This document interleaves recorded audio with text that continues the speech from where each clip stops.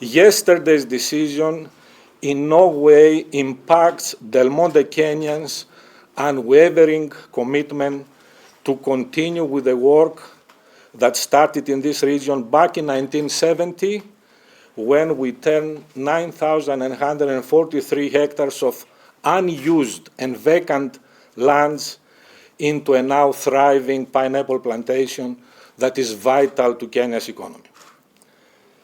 For 50 years, Del Monte Kenya has been dedicated to the economic development and prosperity of this region. Ihoya ritu nimetikire guturinyuira risitu ni tondu no twende nginya ciana citu kinya njiarwa citu kana njiarwa ciao magatuika aku benefit toguo ithuĩ tũramathomithiria kuo na nginya ciana ciao nacio cigatuĩka cia kũrererwo kuu na ciũke cirute wĩra kuu.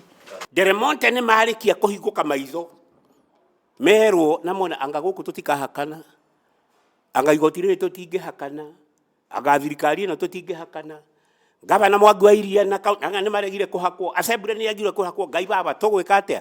Nĩ twetĩkĩra kũiguana na gũikara thĩ. Nĩ tũmetereire tũikare thĩ, nĩ tũmetereire tũthiĩ kũrĩa ground tũgeke survey, tondũ nakuo kwĩna mĩgũnda ya thirikari matũraga mahũthagĩra makĩria ma mĩaka 50. Mĩgũnda ĩyo ti yao, makĩria ma ĩka 7,000 nĩ irahũthĩrwo nĩ Del Monte na nĩ cia thirikari.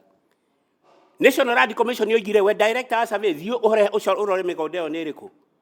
Parliament nayo ĩroiga thiĩ ũrore mĩgũnda ĩyo nĩ kĩ? Nĩ ĩrĩkũ.